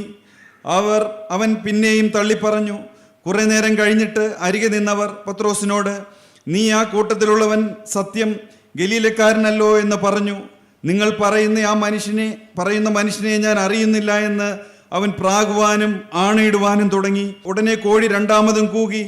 കോഴി 2 വട്ടം കൂകും മുമ്പേ നീ 3 വട്ടം എന്നെ തള്ളിപ്പറയുമെന്ന് യേശു തന്നോട് പറഞ്ഞ വാക്ക് പത്രോസ് ഓർത്ത് അതിനെക്കുറിച്ച് വിചാരിച്ച് കരഞ്ഞു. കോഴി 2 വട്ടം കൂകും മുമ്പേ നീ 3 വട്ടം എന്നെ തള്ളിപ്പറയുമെന്ന് കർത്താവ് കൊടുത്ത ആ മുന്നറിയിപ്പ്, പറഞ്ഞ വ്യക്തമായ ആ അരുളപ്പാട് പത്രോസ്ലീഹ സ്വീകരിച്ചില്ല. അതുകൊണ്ട് എന്ത് സംഭവിച്ചു? പത്രോസ്ലീഹ 2 വട്ടം കോഴി കൂകുന്നതിന് മുമ്പ് 3 വട്ടം പത്രോസ്ലീഹ കർത്താവിനെ തള്ളിപ്പറഞ്ഞു. എല്ലാം അറിയാവുന്ന പത്രോസ്ലീഹ, എല്ലാം മനസ്സിലാക്കിയ പത്രോസ്ലീഹ, എല്ലാ അത്ഭുതങ്ങളും കണ്ട പത്രോസ്ലീഹ അന്ന് മീൻപിടുത്തത്തിൽ വല നിറയുവോളം വലിച്ചു കയറ്റുവാൻ പറ്റാത്തവണ്ണം മീൻപിടുത്തത്തിൽ പടക് നിറയെ മീൻ കിട്ടി എല്ലാം നേരിട്ട് കണ്ട പത്രോസ്ലീഹ. ഒരിക്കൽ പത്രോസ്ലീഹ കർത്താവ് നടന്നു വരുന്നത് കണ്ടപ്പോൾ വെള്ളത്തിന്മീതെ നടന്ന പത്രോസ്ലീഹ, എല്ലാം കണ്ട പത്രോസ് അപ്പോസ്തലൻ കർത്താവിനെ തള്ളിപ്പറയുകയാണ്. യോഹന്നാൻ 21:3 മുതൽ വായിക്കുമ്പോൾ വളരെ കൃത്യമായി കാണുകയാണ്. ശീമോൻ പത്രോസ് പിന്തിരിഞ്ഞ് മീൻ പിടിക്കാൻ പോകുന്നു. മർക്കോസ് 16:7 അങ്ങനെ തള്ളിക്കളഞ്ഞ പത്രോസ്ലീഹയെ തള്ളിക്കളയാത്ത ക്രൂശിലെ സ്നേഹം മർക്കോസ് സുവിശേഷം 16-ാം അധ്യായം 7-ാം വാക്യത്തിൽ മഗ്ദലക്കാരത്തി മറിയ കർത്താവിനെ ക്രൂശിച്ച ശേഷം മഗ്ദലക്കാരത്തി മറിയ അങ്ങ് കല്ലറക്കിലേക്ക് ഓടിച്ചെന്നു. അവിടെ ചെന്നു കർത്താവിനെ കണ്ടു. തിരികെ പോരുമ്പോൾ പത്രോസിനോടും പറയണമെന്ന് വ്യക്തമായി ബോധ്യപ്പെടുത്തി കൊടുക്കുകയാണ്. പ്രിയപ്പെട്ടവരെ, ഒരിക്കലും തള്ളിക്കളയുന്നവനല്ല ജീവനുള്ള ദൈവം. ജീവിതത്തിൽ ഏതെല്ലാം പരാജയങ്ങൾ വന്നെങ്കിലും, ഏതെല്ലാം ബലഹീനതകൾ വന്നെങ്കിലും, ഏതെല്ലാം കുറവുകൾ വന്നെങ്കിലും ഒരിക്കലും തള്ളിക്കളയാത്ത ക്രൂശിലെ സ്നേഹം, പത്രോസ്ലീഹായെ തള്ളിക്കളയാത്ത ജീവനുള്ള ക്രിസ്തു നമ്മുടെ ജീവിതത്തിലേക്ക് നാം തിരിഞ്ഞു നോക്കൂ. നമ്മുടെ ജീവിതത്തിൽ ഏതെല്ലാം അപാകതകൾ വന്നിട്ടുണ്ട്. എടുത്ത തീരുമാനത്തിൽ ഉറച്ചു നിൽക്കാൻ നമുക്ക് കഴിഞ്ഞിട്ടില്ല. പലപ്പോഴും പരാജയങ്ങൾ വന്നിട്ടില്ലേ? എന്നാൽ ഒരിക്കലും തള്ളിക്കളയുന്നവനല്ല ജീവനുള്ള ദൈവം. ഒരിക്കലും നിങ്ങൾ നിരാശപ്പെടരുത്. ഒരിക്കലും നിങ്ങൾ പതറിപ്പോകരുത്. എന്നെ വിളിച്ച ദൈവം വിശ്വസ്തനാണ്. അവൻ ഒരിക്കലും വഴിയിലിട്ടിട്ട് പോകുന്നവനല്ല. ചതഞ്ഞോടെ ഒടിച്ചു കളയാത്ത ദൈവം, പുകയുന്ന തിരിയെ കെടുത്തിക്കളയാത്ത ദൈവം. സാധാരണ മനുഷ്യരാണെങ്കിൽ ചതഞ്ഞ ഓട എന്താണ്? ഒരു ഈറ്റയുടെ കഷ്ണം. അത് ചതഞ്ഞ് പൊട്ടിയിരിക്കുകയാണെങ്കിൽ അത് പിന്നെ നാം എടുത്ത് പള്ളയിലേക്ക് എടുത്ത് കളയും. എന്നാൽ ചതഞ്ഞ ഒടിച്ചു കളയാത്ത ദൈവം, പുകയുന്ന തിരി കെടുത്തിക്കളയാത്ത ദൈവം. പുകയുന്ന തിരി പുകഞ്ഞുകൊണ്ടിരുന്നാൽ അവിടെ മുഴുവൻ അന്തരീക്ഷത്തിൽ പുക പരത്തും. അവിടെ ശ്വാസം മുട്ടുണ്ടാകും, അന്തരീക്ഷത്തിൽ പ്രയാസം വരും. അതുകൊണ്ട് അത് കെടുത്തിക്കളയുകയാണ് മനുഷ്യരായി നാം ചെയ്യുന്നത്. എന്നാൽ ചതഞ്ഞ ഒടിച്ചു കളയാത്ത ദൈവം, പുകയുന്ന തിരിയെ കെടുത്തിക്കളയാത്ത ജീവനുള്ള ദൈവം, തള്ളിപ്പറഞ്ഞ പത്രോസ്ലീഹായെ ഒരിക്കലും തള്ളിക്കളയുന്നില്ല. തള്ളിപ്പറഞ്ഞ പത്രോസ്ലീഹായെ വീണ്ടും കരുതുന്ന ജീവനുള്ള ദൈവം. നമ്മുടെ ജീവിതത്തിലേക്ക് തിരിഞ്ഞു നോക്കൂ പ്രിയപ്പെട്ടവരെ. നമ്മുടെ ജീവിതത്തിൽ ഏതെല്ലാം അപാകതകൾ വന്നിട്ടുണ്ട്. കഴിഞ്ഞ ഇന്ന സമയത്ത് ഇന്ന കാലങ്ങളിൽ ഏതെല്ലാം തീരുമാനങ്ങൾ നാം എടുത്തിട്ടുണ്ട്. എത്രയോ പ്രാവശ്യം തീരുമാനങ്ങൾ നാം എടുത്തിട്ടുണ്ട്. എന്നാൽ അതിൽ പലപ്പോഴും നമുക്ക് ഉറച്ചു നിൽക്കാൻ കഴിഞ്ഞിട്ടില്ല. എന്നാൽ ഒരിക്കലും തള്ളിക്കളയുന്നവനല്ല ജീവനുള്ള ദൈവം. ഒരിക്കലും തള്ളിക്കളയാത്ത ക്രൂശിലെ സ്നേഹം. ഇന്ന് കൃപയുടെ പെട്ടകം തുറന്നിരിക്കുകയാണ്. കൃപയുടെ വാതിൽ തുറന്നിരിക്കുകയാണ്. ആ കൃപയുടെ വാതിൽ തുറന്നിരിക്കുന്ന സമയത്ത് ആ പെട്ടകത്തിനുള്ളിലേക്ക് നാം കടക്കേണ്ടതാണ്. ജീവനുള്ള ക്രിസ്തുവിൻ്റെ പരിശുദ്ധാത്മാവിൻ്റെ ശബ്ദം നാം കേൾക്കുമ്പോൾ ക്രിസ്തുവിൻ്റെ തിരുരക്ത കോട്ടയ്ക്കുള്ളിൽ നാം കടന്നു ചെല്ലേണ്ടതാണ്. പ്രിയപ്പെട്ടവരെ, നമുക്ക് യേശു ക്രിസ്തുവിൻ്റെ ആ സ്നേഹം അനുഭവിച്ചുകൊണ്ട് ജീവിക്കുക എന്തൊരു വലിയ സൗഭാഗ്യമാണ്. സ്വയമേവ നമുക്കൊരിക്കലും പാപത്തിന്മേൽ ജയം സാധ്യമല്ല. എന്നാൽ ക്രിസ്തുവിൻ്റെ കരം നമ്മുടെ ഉള്ളിൽ വന്ന്, പരിശുദ്ധാത്മാവിൻ്റെ സ്നേഹം നമ്മുടെ ഉള്ളിൽ വന്ന്, യേശു ക്രിസ്തു എന്ന അത്ഭുത പുരുഷനോടുള്ള സ്നേഹം നമ്മുടെ ഉള്ളിൽ വന്നാൽ ഒരിക്കലും നമുക്ക് പാപത്തിലേക്ക് ഇറങ്ങിപ്പോകാൻ സാധ്യമല്ല. ഏതെല്ലാം തെറ്റുകളിലേക്ക് നിങ്ങൾ പോയെങ്കിലും ഒരിക്കലും നിങ്ങൾ നിരാശപ്പെടേണ്ട, ഒരിക്കലും നിങ്ങൾ പതറണ്ട. പ്രിയപ്പെട്ട ദൈവജനമേ, എല്ലാം കാണുന്ന ജീവനുള്ള ദൈവം, രഹസ്യങ്ങൾ കാണുന്ന ജീവനുള്ള ദൈവം, ഏതെല്ലാം തെറ്റുകളിൽ നിങ്ങൾക്ക് വന്നെങ്കിലും ഒരിക്കലും നിങ്ങൾ പതറേണ്ട കാര്യമില്ല. ഇന്ന് കൃപയുടെ പെട്ടകം തുറന്നിരിക്കുകയാണ്. അന്ന് പത്രോസ്ലീഹായെ തള്ളിക്കളയാത്ത ജീവനുള്ള ദൈവം ഇന്ന് നമ്മെയും ഒരിക്കലും തള്ളിക്കളയുകയില്ല. ഞാൻ നിന്നെ ഒരു നാളും തള്ളിക്കളയുകയില്ല, ഉപേക്ഷിക്കുകയുമില്ല എന്ന് പറഞ്ഞ ജീവനുള്ള ക്രിസ്തുവിൻ്റെ സ്നേഹം ഇപ്പോൾ നമ്മുടെ മധ്യത്തിൽ വന്നിട്ടുണ്ട്. നാം ഓരോ സമയത്തും കൂടി വരുമ്പോൾ ജീവനുള്ള ക്രിസ്തുവിൻ്റെ സ്നേഹം നമ്മുടെ മേൽ പകരുന്നു. എന്നാൽ പ്രിയപ്പെട്ടവരെ, 2020 വലഞ്ഞു പോയതായ കാലം, ആരും ഇല്ലാതിരുന്നതായ കാലം, എല്ലാം തീർന്നല്ലോ എന്ന് ചിന്തിച്ചതായ കാലം, എന്നാൽ അവിടുന്ന് എല്ലാം അതിമനോഹരമായി ദൈവം നമ്മെ നടത്തി. ഒന്നിനും കുറവില്ലാതെ ദൈവം നമ്മെ നടത്തി. ഇന്ന് വരെ തിരിഞ്ഞു നോക്കിയാൽ നന്ദി മാത്രമേ ദൈവത്തോട് പറയാനുള്ളൂ. യഹോവ എനിക്ക് ചെയ്ത സകല ഉപകാരങ്ങൾക്കും ഞാൻ അവൻ എന്ത് പകരം നൽകും? എന്തെല്ലാം കാര്യങ്ങൾ നമ്മുടെ ജീവിതത്തിൽ ദൈവം ചെയ്തു തന്നു, ഏതെല്ലാം അത്ഭുതങ്ങൾ ചെയ്തു തന്നു, ഏതെല്ലാം അടയാളങ്ങൾ നമ്മുടെ മധ്യത്തിൽ കർത്താവ് പ്രവർത്തിച്ചു. എന്നാൽ നാം ഇന്നും നന്ദിയുള്ളവരാണോ? ഇന്നും നാം പാപത്തിന്മേൽ ജയം അനുഭവിക്കുന്നവരാണോ? അതെയോ നാം വീണും എഴുന്നേറ്റും നടക്കുന്നവരാണോ? വ്യക്തമായൊരു തീരുമാനത്തിലേക്ക് ഇന്ന് നമുക്ക് വരണം. കർത്താവേ, ഇനി എത്ര കാലം നമ്മുടെ മുമ്പിലുണ്ടെന്ന് അറിയുന്നില്ല. അടുത്തടുത്ത മരണങ്ങളും കാര്യങ്ങളും എല്ലാം നാം കേൾക്കുമ്പോൾ നമുക്ക് അപ്പോൾ ഒരു തീരുമാനമെടുക്കും. എന്നാൽ പിന്നീട് നമ്മൾ ഊർന്ന് പാപത്തിലേക്ക് പോകുന്ന പ്രകൃതം നമ്മുടെ മൊബൈല് നാം സമർപ്പിച്ചിട്ടുണ്ടോ? ആ മൊബൈലിലൂടെ നാം നോക്കുമ്പോൾ നമ്മുടെ സമയം മൊബൈലിൽ കളയുന്നുണ്ടോ? എന്തെല്ലാം കാര്യങ്ങൾ നമുക്ക് തിരുത്താനുണ്ട്. നാളെ എന്ന ദിവസം നമുക്കുണ്ടോ പ്രിയപ്പെട്ടവരെ? അറിയുന്നില്ല. ഏത് സമയത്തും നാം ഈ ഭൂമിയിൽ നിന്ന് മാറ്റപ്പെടാം. എപ്പോൾ നാം ഈ ഭൂമി ഭൂമിയിൽ നിന്ന് മാറ്റപ്പെട്ടാലും കർത്താവിൻ്റെ രാജ്യത്തിൽ നാം എത്തിയില്ലെങ്കിൽ എന്തായിരിക്കും സ്ഥിതി? 2020 അന്ന് വലഞ്ഞുപോയ കാലങ്ങൾ ഞാൻ ഓർക്കുന്നുണ്ട്. പരസ്പരം മുഖത്തോട് നോക്കി കരഞ്ഞിരുന്നതായ കാലങ്ങൾ, ആരും വിളിക്കാനില്ലാതിരുന്ന കാലങ്ങൾ, എല്ലാവരും ഉപേക്ഷിച്ചതായ കാലങ്ങൾ. എന്നാൽ ഇന്ന് എല്ലാം ഐശ്വര്യമായി ദൈവം നടത്തി. അന്ന് ഞാൻ ഇന്നെന്ന പോലെ ഓർക്കുന്നു. സ്ഥാപനം നശിച്ചു പോകുമെന്ന് പറഞ്ഞു, ഞാൻ മാനസിക രോഗിയായി തീരുമെന്നെല്ലാം പറഞ്ഞതായ കാലങ്ങൾ. പ്രിയപ്പെട്ടവരെ, എന്നാൽ ജീവനുള്ള ദൈവം ഒന്നും മറക്കാതെ എല്ലാം വിളിച്ച ദൈവം വിശ്വസ്തനായി കൂടെ ഇരുന്നു. അവിടുന്ന് കൈപിടിച്ച് നടത്തി. ഞാൻ നന്ദി നിറഞ്ഞ ഹൃദയത്തോടെയാണ് ഇവിടെ നിൽക്കുന്നത്. എല്ലാം അവിടുന്ന് ചെയ്യേണ്ടതെല്ലാം ചെയ്തു. എന്നാൽ പലപ്പോഴും എൻ്റെ ജീവിതത്തിൽ അവിശ്വസ്തത വന്നിട്ടുണ്ട്. പലപ്പോഴും ഞാൻ പറഞ്ഞ വാക്ക് പാലിക്കാതെ വന്നിട്ടുണ്ട്. എല്ലാം ദൈവം കണ്ടിട്ടും തള്ളിക്കളയാത്ത ക്രൂശിലെ സ്നേഹം. നിങ്ങൾ തിരിഞ്ഞു നോക്കൂ ജീവിതത്തിലേക്ക്. ഈ യേശു ക്രിസ്തു എന്ന അത്ഭുത പുരുഷനെ കണ്ടെത്തിയില്ലായിരുന്നെങ്കിൽ നമ്മുടെ ജീവിതം എന്താകുമായിരുന്നു? ഇന്നലെ ഞാൻ അവിടെ പറഞ്ഞു, ഭ്രാന്തൻ്റെ മകൻ എന്ന് വിളിച്ചിരുന്നതായ കാലം. അന്ന് എന്തുമാത്രം കരഞ്ഞിട്ടുണ്ട്. നിരാശപ്പെട്ടു പോയ കാലം. ഒരിക്കലും ശോഭനമായ ഭാവി ലഭിക്കുകയില്ല എന്നോർത്ത് ആവലാതിപ്പെട്ട് നടന്ന കാലം. ഒരു നല്ല ജീവിതം കിട്ടുമോ എന്ന് ചിന്തിച്ചതായ കാലം. ഒരു കുടുംബജീവിതം ഉണ്ടാകുമോ എന്ന് ചിന്തിച്ചതായ കാലം. ഒരു ഭ്രാന്തൻ എങ്ങനെയാണ് ഒരു വിവാഹം കഴിക്കാൻ കഴിയുന്നത്? ഒരു ഭ്രാന്തൻ്റെ മകൻ ആരാണ് പെണ്ണു കൊടുക്കുന്നത്? പ്രിയപ്പെട്ടവരെ, അന്നെല്ലാം ഞാൻ ചിന്തിച്ച് വലഞ്ഞു പോയതായ കാലം. എന്നാൽ എല്ലാറ്റിനും കർത്താവ് പരിഹാരം തന്നു. എല്ലാം കർത്താവ് മനോഹരമായി നടത്തി. തൊട്ട് നടത്തുന്നതായ അനുഭവങ്ങൾ. അന്ന് വെറും 2000 രൂപയ്ക്ക് വേണ്ടി കരഞ്ഞതായ കാലങ്ങൾ. എന്നാൽ എല്ലാം ഐശ്വര്യമായി ദൈവം നടത്തി. അന്നൊരു മാസം ശമ്പളം കൊടുക്കാൻ 7.5 കോടി രൂപ വേണം. ആദ്യത്തെ മാസം ശമ്പളം കൊടുത്തു. മാർച്ച് മാസം, ഏപ്രിൽ മാസം ശമ്പളം കൊടുത്തു. പിന്നെ കൊടുക്കാനൊന്നുമില്ല. പലരും വിളിക്കുന്നു, 2000 രൂപ തരുമോ എന്ന് ചോദിച്ചു വിളിക്കുന്നു. എനിക്ക് 2000 പോയിട്ട് 100 രൂപ പോലും എൻ്റെ കയ്യിൽ എടുക്കാനില്ലാത്ത കാലം. ഒരു പക്ഷേ ലോകം വിശ്വസിക്കുമോ? അത് അറിഞ്ഞുകൂടാ. എന്നാൽ സത്യം അതാണ്, യാഥാർത്ഥ്യം അതാണ്. ഏതെല്ലാം നിന്ദകളും പഴികളും എല്ലാം വന്നു. എന്നാൽ എല്ലാം കണ്ടുകൊണ്ട് കർത്താവ് സമചിത്തതയോടെ പിന്നാലെ നടക്കുന്നുണ്ടായിരുന്നു. ഒരിക്കലും തള്ളിക്കളയാത്ത ക്രൂശിലെ സ്നേഹം. നാം പലപ്പോഴും ക്രൂശിലെ സ്നേഹം വിട്ടുപോയാലും, പലപ്പോഴും അബദ്ധങ്ങളിൽ ചെന്നുപെട്ടാലും, മനഃപൂർവ്വമായി പാപത്തിന്റെ ഏതെങ്കിലും കെടുതികളിൽ പോയി വീണാലും ഒരിക്കലും തള്ളിക്കളയുന്നവനല്ല ക്രൂശിലെ തള്ളിക്കളയുകയില്ല ജീവനുള്ള ക്രിസ്തു. ക്രൂശിലെ സ്നേഹം നമ്മുടെ പിന്നാലെ വന്നുകൊണ്ട് നമ്മെ ഏതു വിധേനയും കോരിയെടുക്കുവാനായി ആവലോടെ നിൽക്കുന്ന ആ സ്നേഹത്തെ കണ്ടാൽ പിന്നെ ഒരിക്കലും നമുക്ക് പാപത്തിലേക്ക് പോകാൻ കഴിയില്ല. ആ സ്നേഹത്തെ നാം രുചിച്ചറിഞ്ഞാൽ പ്രിയപ്പെട്ടവരെ, പിന്നെ നമുക്ക് ഈ ലോകം ചപ്പെന്നും ചവർന്നും തോന്നും. പ്രിയപ്പെട്ട ദൈവജനമേ, ഇന്ന് വ്യക്തമായൊരു തീരുമാനത്തിലേക്ക് നമുക്ക് വരണം. അന്ന് പത്രോസ്ലീഹ തള്ളിപ്പറഞ്ഞു. എന്നാൽ യോഹന്നാന്റെ സുവിശേഷം 21-ാം അധ്യായം 15-ാം വാക്യത്തിൽ 15, 16, 17 വാക്യങ്ങൾ വായിക്കുമ്പോൾ പത്രോസ്ലീഹയെ യഥാസ്ഥാനപ്പെടുത്തുന്ന ക്രൂശിലെ സ്നേഹം നമുക്ക് കാണാം. പത്രോസ്ലീഹ യഥാസ്ഥാനപ്പെടുത്തിയ ക്രൂശിലെ സ്നേഹം, തള്ളിക്കളഞ്ഞവനെ വീണ്ടും യഥാസ്ഥാനപ്പെടുത്തുന്ന ക്രൂശിലെ സ്നേഹം. യോഹന്നാന്റെ സുവിശേഷം 21-ാം അധ്യായം 15-ാം വാക്യം വായിക്കാം.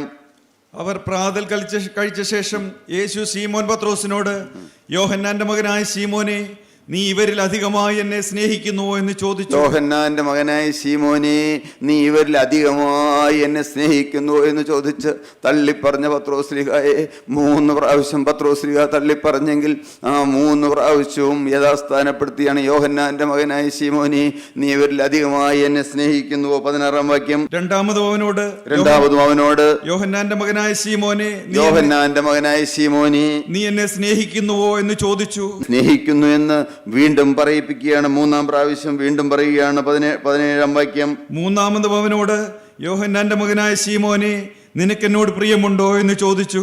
യോഹന്നാന്റെ മകനായ ശീമോനെ, നിനക്കെന്നോട് പ്രിയമുണ്ടോ എന്ന് കർത്താവ് ചോദിക്കുകയാണ്. എനിക്ക് നിന്നോട് പ്രിയമുണ്ട് എന്ന് അറിയുന്നല്ലോ. താഴേക്ക് വായിക്കാം. എന്നോട് പ്രിയമുണ്ടോ എന്ന് മൂന്നാമതും ചോദിക്കിയാൽ പത്രോസ് ദുഃഖിച്ചു. കർത്താവേ, നീ സകലവും അറിയുന്നു, എനിക്ക് നിന്നോട് പ്രിയമുണ്ട് എന്നും നീ അറിയുന്നു എന്ന് അവനോട് പറഞ്ഞു. തള്ളിപ്പറഞ്ഞ പത്രോസ്ലീഹയെ ഉറപ്പിക്കുന്ന ക്രൂശിലെ സ്നേഹം. എനിക്ക് നിന്നോട് പ്രിയമുണ്ട് എന്ന് സ്വന്തം നാവ് കൊണ്ട് പത്രോസ്ലീഹയെ കൊണ്ട് ഏറ്റുപറയിപ്പിക്കുകയാണ്.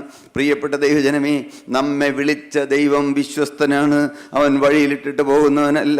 പത്രോസ്ലീഹയെ വിളിച്ചപ്പോൾ മീനുളുമ്പ് നാറുന്ന പടകും വലയും വിട്ടിട്ട് പത്രോസ്ലീഹ പടക് നന്നായിക്കൊണ്ടിരുന്നപ്പോൾ പത്രോസ്ലീഹയെ വിളിച്ച ജീവനുള്ള ദൈവം പത്രോസ്ലീഹയെ എവിടെ അവിടെ എത്തിക്കാമെന്ന് വ്യക്തമായും അതിനൊരു പദ്ധതി ഉണ്ടായിരുന്നു. നമ്മെ വിളിച്ച ദൈവം, പ്രിയപ്പെട്ട ദൈവജനമേ, നമ്മെക്കുറിച്ച് ദൈവത്തിന് വളരെ വ്യക്തമായൊരു പദ്ധതിയുണ്ട്. ഒരു പദ്ധതിയും പ്ലാനും കർത്താവിനുണ്ട്. ഇന്ന് നമ്മുടെ ജീവിതത്തിൽ പരാജയങ്ങൾ ഉണ്ടായിരിക്കും. ഇന്ന് നമ്മുടെ ജീവിതത്തിൽ പാപത്തിന്മേൽ ജയമില്ലായിരിക്കും. ഇന്ന് നമ്മുടെ ജീവിതത്തിൽ അശുദ്ധ ചിന്തകളുടെ മേൽ ജയമില്ലായിരിക്കും. ഇന്ന് നമ്മുടെ ജീവിതത്തിൽ വ്യാജം പറയുന്ന പ്രകൃതമുണ്ടായിരിക്കും. ഇന്ന് നമ്മെ പിശാച് വലിച്ചുകൊണ്ടു പോകുന്ന പല പാപങ്ങളിലും നാം ബന്ധിക്കപ്പെട്ടവരായിരിക്കും. എന്നാൽ നമ്മെ വിളിച്ച ദൈവത്തിന് വളരെ വ്യക്തമായൊരു പദ്ധതിയുണ്ട്. കർത്താവ് നമ്മെ ഒരിക്കലും തള്ളിക്കളയില്ല. പത്രോസികായെ വിളിക്കുമ്പോൾ തന്നെ കർത്താവിന് വ്യക്തമായി അറിയാം പത്രോസികായ എങ്ങനെയാണ് മരിക്കാൻ പോകുന്നതെന്ന്. പത്രോസ്ലിഹായുടെ അനേകം അത്ഭുതങ്ങൾ ചെയ്യാൻ പോകുന്നത് കർത്താവിന് വ്യക്തമായി അറിയാം. പത്രോസ്ലിഹായ്ക്ക് അറിയില്ല. അപ്പോസ്തല പ്രവൃത്തികൾ വായിക്കുമ്പോൾ വായിക്കേണ്ട അപ്പോസ്തല പ്രവൃത്തികളിൽ പത്രോസ്ലിഹ വന്ന് പറയുമ്പോൾ കർത്താവ് കടന്നുപോയതിന് ശേഷം പത്രോസ്ലിഹ ഒറ്റ പ്രസംഗത്തിൽ 3000 പേര് മാനസാന്തരപ്പെടുന്നത് കർത്താവ് കണ്ടു. യുഗങ്ങൾക്ക് മുമ്പ് പത്രോസ്ലിഹയ്ക്ക് അത് അറിഞ്ഞുകൂടായിരുന്നു. തള്ളി പറയുമ്പോൾ പത്രോസ്ലിഹയ്ക്ക് അത് അറിഞ്ഞുകൂടാ. എന്നാൽ വളരെ വ്യക്തമായി കർത്താവിന് ആ പത്രോസ്ലിഹയെ കുറിച്ചുള്ള ആ പദ്ധതി അവിടുന്ന് നിറവേറ്റി. പത്രോസ്ലിഹ നടന്നു പോകുമ്പോൾ നിഴലടിച്ചാൽ രോഗികൾ സൗഖ്യമാകുമെന്ന് പത്രോസ്ലിഹയ്ക്ക് അറിയില്ലായിരുന്നു. എന്നാൽ കർത്താവിന് വ്യക്തമായി അറിയാമായിരുന്നു. മരിച്ച തബീഥ ഉയർത്തെഴുന്നേൽക്കുമെന്ന് പത്രോസ്ലിഹയ്ക്ക് അറിയില്ലായിരുന്നു.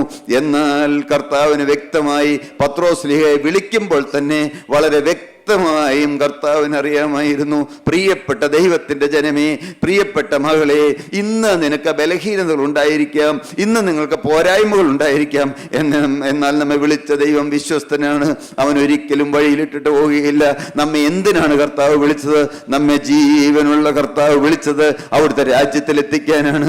നമുക്ക് പാപജീവത്തോട് യാത്ര പറയാമെങ്കിൽ, ദുഷ്ടപിശാചിനോട് യാത്ര പറയാമെങ്കിൽ, ഇന്ന് വരെ വന്നതായ പാപത്തോട് യാത്ര പറയുമെങ്കിൽ, എത്ര പ്രാവശ്യം തീരുമാനമെടുത്തിട്ടും വീണ്ടും വീണ്ടും നാം പാപത്തിൽ കുടുങ്ങിപ്പോയവരാണോ? എങ്കിലും കർത്താവ് ഇന്ന് കൃപയുടെ പെട്ടകം തുറന്നു വെച്ചിരിക്കുകയാണ്. കൃപയുടെ വാതിൽ തുറന്നു വെച്ചുകൊണ്ട് വിളിക്കുകയാണ്. നീ എൻ്റെ അരികിലേക്ക് വരൂ എന്ന് പറയുകയാണ്. പ്രിയപ്പെട്ട ദൈവമക്കളെ, നമുക്ക് കർത്താവിൻ്റെ അരികിലേക്ക് ചെല്ലാം. ആ തിരുരക്തം പുരണ്ട ആ കാൽപാദത്തിലേക്ക് നമുക്ക് മുഴുവനായി നമ്മെ തന്നെ സമർപ്പിക്കാം. ആ തിരുരക്തം പുരണ്ട കരം നമ്മുടെ തലയിൽ വെക്കുവാനായി നമുക്ക് വീണ്ടും വീണ്ടും കർത്താവിൻ്റെ കരങ്ങളിലേക്ക് നമുക്ക് നമ്മുടെ ആയുസ് ഏൽപ്പിക്കാം. പ്രിയപ്പെട്ട ദൈവജനമേ, നാം ഇന്ന് ഏതെല്ലാം പാപത്തിൽ കുടുങ്ങിയവരായി വന്നിട്ടുണ്ട്, ഏതെല്ലാം തെറ്റിൽ അകപ്പെട്ടവരായിട്ട് വന്നിട്ടുണ്ട്. ഇനി എനിക്കൊരു മോചനം സാധ്യമാണോ എന്ന് ചിന്തിച്ച് ആരെങ്കിലും വന്നിട്ടുണ്ടോ? ഇനി എനിക്ക് പഴയതുപോലെ കർത്താവിന് വേല ചെയ്യാൻ കഴിയുമോ എന്നോർത്ത് ആരെങ്കിലും നിരാശപ്പെട്ടു വന്നിട്ടുണ്ടോ? ഇനി എനിക്ക് തീയുടെ സാക്ഷ്യം പറയാൻ കഴിയുമോ എന്നോർത്ത് നിങ്ങൾ ആരെങ്കിലും സങ്കടപ്പെട്ടു വന്നിട്ടുണ്ടോ? ഇനി എനിക്കൊരു നല്ല കാലം ലഭിക്കുമോ എന്നോർത്ത് ആരെങ്കിലും ആകുലപ്പെട്ടു വന്നിട്ടുണ്ടോ? എന്നാൽ ഇനിയും പുതിയ പുതിയ നല്ല കാലങ്ങൾ തരുവാൻ ജീവനുള്ള ദൈവം സർവശക്തനാണ്. പാപം ക്ഷമിക്കുന്ന ദൈവം, അകൃത്യം ക്ഷമിക്കുന്ന ദൈവം, അകൃത്യം ക്ഷമിക്കുകയും തൻ്റെ അവകാശത്തിൽ ശേഷിപ്പുള്ളവരോട് അതിക്രമം മോചിക്കുകയും ചെയ്യുന്ന നിന്നോട് സമനായ ദൈവം ആരുള്ളൂ? അവൻ എന്നേക്കും കോപം വെച്ചുകൊള്ളുന്നില്ല. ദയയിലല്ലോ അവന് പ്രസാദമുള്ളത്. നമ്മോട് ദയ തോന്നുന്ന ജീവനുള്ള ദൈവം, നമ്മെ കരുതുന്ന ജീവനുള്ള ക്രിസ്തു ആ യേശുവിടെ വന്നിട്ടുണ്ട്. നമുക്ക് നമ്മുടെ തലകളെ വണക്കാം. കർത്താവ് നമ്മുടെ മുമ്പിൽ വന്നിട്ടുണ്ട്. നമുക്ക് ധ്യാനിക്കാം. കർത്താവേ, ഇപ്പോൾ അവിടുന്ന് ഞങ്ങളുടെ മധ്യത്തിൽ വന്നിട്ടുണ്ടെന്ന് ഞങ്ങൾ വിശ്വസിക്കുന്നു. അവിടുത്തെ ആണിപ്പാറുള്ള കരം നീട്ടിക്കൊണ്ട് ഞങ്ങളുടെ മധ്യത്തിൽ വന്നിട്ടുണ്ട് ഞങ്ങൾ വിശ്വസിക്കുന്നു. അവിടുത്തെ തിരുവസ്ത്രത്തിന്റെ തൊങ്ങൽ കർത്താവെ തൊടുവിക്കുവാനായി കർത്താവെ കസേരയുടെ ഇടയിലൂടെ ഓരോ സ്ഥലങ്ങളിലേക്കും അവരവരിയ്ക്കുന്ന സ്ഥലത്തേക്ക് വന്നിട്ടുണ്ടെന്ന് ഞങ്ങൾ വിശ്വസിക്കുന്നു. കർത്താവെ, നിങ്ങൾ വിശ്വസിക്കുന്നുണ്ടോ? തിരുവചനം പറയുന്നു, 2 or 3 പേർ യേശുവിന്റെ നാമത്തിൽ എവിടെ വന്നാലും എവിടെ കൂടിയാലും അവരുടെ മധ്യേ കർത്താവ് വരാമെന്ന്. നമ്മുടെ ആരുടെയും യോഗ്യത കൊണ്ടല്ല, ഞങ്ങളുടെ വീട്ടിലെ ആരുടെയെങ്കിലും സമർപ്പണം കൊണ്ടല്ല കർത്താവേ, ഞങ്ങളുടെ ആരുടെയും മേന്മ കൊണ്ടല്ല. എന്നാൽ ഞങ്ങൾ ഓരോ പ്രാവശ്യവും കൂടി വരുമ്പോൾ അവിടുന്ന് ആളത്വരുമായി ഞങ്ങളുടെ മധ്യത്തിലേക്ക് ഇറങ്ങി വരുന്നു. അവിടത്തേക്ക് ഞങ്ങളോട് കരുണ തോന്നുന്നു. എനിക്ക് കരുണ തോന്നണം എന്നുള്ളതിനോട് കരുണ തോന്നുന്നു. എനിക്ക് കനിവ് തോന്നണം എന്നുള്ളതിനോട് കനിവ് തോന്നുന്നു. കർത്താവേ, ഞങ്ങളോട് കനിവ് തോന്നി അവിടുന്ന് ഞങ്ങളുടെ മധ്യത്തിലേക്ക് വന്നിരിക്കുന്നുണ്ടെന്ന് ഞങ്ങൾ വിശ്വസിക്കുന്ന കർത്താവേ, തള്ളിപ്പറഞ്ഞ പത്രോസ്ലീഹായെ യഥാസ്ഥാനപ്പെടുത്തിയ ജീവനുള്ള ദൈവമേ, ഇന്ന് ഞങ്ങളെയും യഥാസ്ഥാനപ്പെടുത്തണമേ. ഇന്ന് ഞങ്ങളുടെ പേര് ജീവന്റെ പുസ്തകത്തിൽ എഴുതി തരണമേ. ഇന്ന് ഞങ്ങൾക്ക് വ്യക്തമായൊരു തീരുമാനമെടുക്കുവാൻ കർത്താവെ ഞങ്ങൾ ഇനി ഒരിക്കലും പഴയതുപോലെ ആയിരിക്കുകയില്ല. ഈ ഫെബ്രുവരി മാസം 4-ാം തീയതി 1-ാം ഞായറാഴ്ച മുതൽ ഞങ്ങൾ പുതിയ സൃഷ്ടികളായി തീരുമെന്നുള്ള, പുതിയ സൃഷ്ടികളായി ജീവിക്കുമെന്നുള്ള തീരുമാനം. പഴയതിനോട് യാത്ര പറയാൻ മനസ്സുണ്ടോ? പഴയ പാപത്തോട് യാത്ര പറയാൻ മനസ്സുണ്ടോ? പഴയ മദ്യപാനത്തോട് യാത്ര പറയാൻ മനസ്സുണ്ടോ? പഴയ അസൂയയോട് യാത്ര പറയാൻ മനസ്സുണ്ടോ? പഴയ കർത്താവെ കുറ്റം പറയുന്ന സ്വഭാവത്തോട്, ആവിഷ്ഠാനത്തോട് യാത്ര പറയാൻ മനസ്സുണ്ടോ? പഴയ അശുദ്ധ ചിന്തകളോട് യാത്ര പറയാൻ മനസ്സുണ്ടോ? മൊബൈലിലൂടെ പലപ്പോഴും അഴുക്ക് കാണുന്ന ആ പ്രകൃതത്തോട് യാത്ര പറയാൻ മനസ്സുണ്ടോ? ഇനി ഒരു സെക്കൻഡ് പോലും എന്റെ ജീവിതത്തിൽ കർത്താവെ ഞാൻ വേസ്റ്റ് ആക്കുകയില്ല എന്നുള്ള വ്യക്തമായ തീരുമാനമുണ്ടോ? പ്രിയപ്പെട്ട ദൈവജനമേ, യേശു നമ്മുടെ മധ്യത്തിൽ വന്നിട്ടുണ്ട്. യേശു നമ്മെ സ്നേഹിക്കുന്നുണ്ട്. ഗുരു വന്നിട്ടുണ്ട്. നമ്മെ പേര് ചൊല്ലി വിളിക്കുന്നുണ്ട്. മനുഷ്യരാരും നമ്മെ കാണുന്നില്ലെങ്കിലും, മനുഷ്യരാരും നമ്മെ പരിഗണിക്കുന്നില്ലെങ്കിലും നമ്മെ പരിഗണിക്കുന്ന ഒരു ദൈവമുണ്ട്. നമ്മെ കരുതുന്ന ഒരു ദൈവമുണ്ട്. നമ്മുടെ നേരെ ചെങ്കോൽ നീട്ടിയിരിക്കുന്ന ഒരു ദൈവമുണ്ട്. നമ്മെ വിളിച്ചു വേർതിരിച്ച ജീവനുള്ള ദൈവം ഇനി ഒരിക്കലും നമ്മെ വീഴാതെ വണ്ണം സൂക്ഷിപ്പാൻ തക്കവണ്ണം സർവശക്തനാണെന്ന് നാം ഉറയ്ക്കൂ. പ്രിയപ്പെട്ടവരെ, യേശുവിന്റെ കരങ്ങളിലേക്ക് ജീവിതം കൊടുക്കൂ. ഇന്ന് വ്യക്തമായ ഒരു തീരുമാനം. കർത്താവേ, ഞാൻ ഇനി ഒരിക്കലും പഴയതുപോലെ ആയിരിക്കുകയില്ല. പഴയതുപോലെ ഞാൻ ജീവിക്കുകയില്ല. എന്റെ സമയം ഞാൻ വേസ്റ്റ് ആക്കുകയില്ല. ഇനി ഒരിക്കലും പാപത്തിലേക്ക് പോവുകയില്ല. ഇനി ഞാൻ പ്രാർത്ഥനാ ജീവിതത്തിൽ ഒരിക്കലും കർത്താവേ ഞാൻ മുടക്കം വരുത്തുകയില്ല. ഞാൻ ഭക്ഷണം കഴിച്ചില്ലെങ്കിലും കർത്താവേ ഞാൻ പ്രാർത്ഥിക്കും. കർത്താവേ, ഞാൻ ഭക്ഷണം കഴിച്ചില്ലെങ്കിലും കർത്താവേ ഞാൻ തിരുവചനം വായിക്കും. തീരുമാനമെടുക്കൂ പ്രിയപ്പെട്ടവരെ. യാചിക്കേണ്ട സമയമാണ്. മോചിക്കുന്ന നാഴികയാണ്. തള്ളിക്കളയാത്ത ജീവനുള്ള ദൈവം, നമ്മെ കരുതുന്ന ജീവനുള്ള ദൈവം, ആ യേശുവിന്റെ തൃപ്പാദത്തിലേക്ക് നമ്മുടെ ജീവിതം മുഴുവനായി ഏൽപ്പിക്കൂ. ആണിപ്പാറുള്ള കരം നമ്മുടെ മധ്യേ നീട്ടിക്കൊണ്ട് നമ്മുടെ ഓരോരുത്തരെയും മുമ്പിൽ വന്ന് നിന്നുകൊണ്ട് കെഞ്ചിക്കൊണ്ട് യേശു വിളിക്കുകയാണ്. യേശു നമ്മെ ഓരോരുത്തരെയും പേര് ചൊല്ലി വിളിക്കുകയാണ്. അവിടുത്തെ തിരുരക്തം പുരണ്ട കരം നമ്മുടെ മുമ്പിൽ വന്നുകൊണ്ട് മുട്ടിക്കൊണ്ട് നിൽക്കുകയാണ്. പത്രോസ്ലീഹായുടെ ജീവിതത്തിൽ അന്ന് തള്ളിപ്പറഞ്ഞത് നന്മയ്ക്കാക്കി തീർത്ത ജീവനുള്ള ദൈവം അന്ന് പത്രോസ്ലീഹ തള്ളിപ്പറഞ്ഞെങ്കിൽ മരണപര്യന്തം പത്രോസ്ലീഹ കോഴി കൂവുമ്പോൾ ഞെട്ടി ഞെട്ടി എഴുന്നേറ്റ് അന്ന് എന്നെ ഏങ്ങലടിച്ച് കരയുമായിരുന്നു എന്ന് ഐതിഹ്യം പുസ്തകങ്ങളിൽ പറഞ്ഞു കേട്ടിട്ടുണ്ട്. പ്രിയപ്പെട്ടവരെ, പിതാക്കന്മാരുടെ പുസ്തകത്തിൽ പറഞ്ഞു കേട്ടിരിക്കുന്നു. അങ്ങനെ ജീവിതത്തിൽ പാപം വന്നെങ്കിലും തെറ്റ് വന്നെങ്കിലും അത് നന്മയ്ക്കാക്കി തീർക്കാൻ ദൈവം സർവശക്തനാണ്. അവസാന കാലത്തോളം എന്റെ യേശു എന്റെ ജീവിതത്തിൽ എന്തെല്ലാം പാപം വന്നിട്ടും ഞാൻ കർത്താവിനെ തള്ളിപ്പറഞ്ഞിട്ടും അവിടുന്ന് എന്നെ തള്ളിക്കളഞ്ഞില്ലല്ലോ. ക്രൂശിലെ സ്നേഹം എന്നെ വീണ്ടും യഥാസ്ഥാനപ്പെടുത്തിയല്ലോ എന്ന് ഓർത്തുകൊണ്ട് പത്രോസ്ലീഹ എന്നും കാലത്ത് എഴുന്നേറ്റ് കോഴി കൂകുമ്പോൾ അന്ന് എന്നും കരയുമായിരുന്നു. പ്രിയപ്പെട്ടവരെ, നിങ്ങളുടെ ജീവിതത്തിൽ ഏതെല്ലാം കുഴപ്പം പിടിച്ച പ്രശ്നങ്ങൾ വന്നെങ്കിലും അതെല്ലാം നന്മയ്ക്കാണ്. ഒരിക്കലും നമ്മുടെ തല പൊങ്ങാൻ ഇടവരികയില്ല. എന്നും നമുക്ക് കരയാൻ വിഷയങ്ങൾ, എന്നും നമ്മുടെ ജീവിതത്തിലേക്ക് തിരിഞ്ഞു നോക്കി നമുക്ക് തിരുത്താൻ വിഷയങ്ങൾ. തകർന്നും നുറുങ്ങിയതുമായ ഹൃദയത്തെ നിരസിക്കാത്ത ജീവനുള്ള ദൈവം തകർന്ന ഹൃദയം തരുന്ന സമയമാണ്. പ്രിയപ്പെട്ടവരെ, നിങ്ങൾ കല്ലിച്ച ഹൃദയവുമായി ഇരിക്കരുത്. തകർന്ന ഹൃദയത്തിന് വേണ്ടി യാചിക്കൂ. യോഗം മാറാനായിട്ട് നിങ്ങൾ യാചിക്കൂ. യേശുവാണ് പ്രവർത്തിക്കുന്നത്. നിങ്ങൾക്ക് വിസ കിട്ടേണ്ട ആവശ്യമുണ്ടോ? നിങ്ങൾ പ്രാർത്ഥിക്കൂ. വേറെ ആരോട് പറയും? പ്രിയപ്പെട്ടവരെ, ചോദിക്കാൻ യേശു മാത്രം, വിളിച്ചപേക്ഷിക്കാൻ യേശു മാത്രം, നമുക്ക് ഉത്തരം തരാൻ യേശു മാത്രം. മനുഷ്യരാരുമല്ല. ഒരുവനത്രേ നമ്മുടെ ഗുരു, ഒരുവനത്രേ നമ്മുടെ യജമാനൻ, വിശ്വാസത്തിന്റെ നായകനും പൂർത്തിവരുത്തുന്ന യേശു തന്നെ. അതുകൊണ്ട് വിശുദ്ധ സഹോദരന്മാരെ, സ്വർഗീയ വിളിക്ക് ഓഹരിക്കാരായുള്ളവരെ, നാം സ്വീകരിച്ചു വരുന്ന അപ്പോസ്തലനും മഹാപുരോഹിതനുമായ യേശുവിനെ ശ്രദ്ധിച്ചു നോക്കുവീൻ. നമുക്ക് ശ്രദ്ധിച്ചു നോക്കാം. ആണിപ്പാറുള്ള കരങ്ങളിലേക്ക് ശ്രദ്ധിച്ചു നോക്കാം. ജീവിതം അവിടുത്തെ കരങ്ങളിലേക്ക് കൊടുക്കൂ. ഇന്ന് വ്യക്തമായ തീരുമാനമെടുക്കുന്നവരാരെല്ലാം ഉണ്ട്. കർത്താവേ, ഞാൻ ഒരിക്കലും പഴയപോലെ ആയിരിക്കുകയില്ല. ഇന്ന് മുതൽ ഞാനൊരു പുതിയ സൃഷ്ടിയായി ജീവിക്കും. പഴയതിനോട് എന്നേക്കുമായി യാത്ര പറയുന്നു. നഷ്ടപ്പെട്ടു പോയ ശുശ്രൂഷ എനിക്ക് തിരികെ തരണമേ. നഷ്ടപ്പെട്ടു പോയ എല്ലാ സൗഭാഗ്യങ്ങളും എനിക്ക് തിരികെ തരണമേ. നഷ്ടപ്പെട്ടു പോയ പ്രാർത്ഥനാ ജീവിതം എനിക്ക് തിരികെ തരണമേ. നഷ്ടപ്പെട്ടു പോയ തിരുവചന ധ്യാനം എനിക്ക് തിരികെ തരണമേ. കർത്താവേ, ഇപ്പോൾ ഞങ്ങളുടെ മേൽ അവിടുത്തെ തിരുകരം വെക്കണമേ. ആണിപ്പാറുള്ള കരം വെക്കണമേ. തീരുമാനമെടുക്കുന്നവരുടെ പേര് ജീവന്റെ പുസ്തകത്തിൽ എഴുതണമേ. ഇന്ന് സത്യമായ മാനസാന്തരം കൊടുക്കണമേ. ഇന്ന് ഞങ്ങൾക്ക് കർത്താവേ, ഞാനൊരു രഹസ്യ വിശുദ്ധനായിരിക്കും, ഞാനൊരു രഹസ്യ വിശുദ്ധിമതിയായിരിക്കും എന്നുള്ള തീരുമാനം ഞങ്ങളുടെ ഹൃദയത്തിൽ അവിടുന്ന് കർത്താവേ അവിടുത്തെ തിരുരക്തം കൊണ്ട് എഴുതി തരണമേ. ഞങ്ങളുടെ നെറ്റിയിൽ അവിടുന്ന് കർത്താവേ ഇത് യഹോവയ്ക്ക് വിശുദ്ധമെന്ന് നെറ്റിപ്പട്ടം കെട്ടിത്തരണമേ. അവിടുന്ന് ഞങ്ങളോട് കരുണ തോന്നണമേ.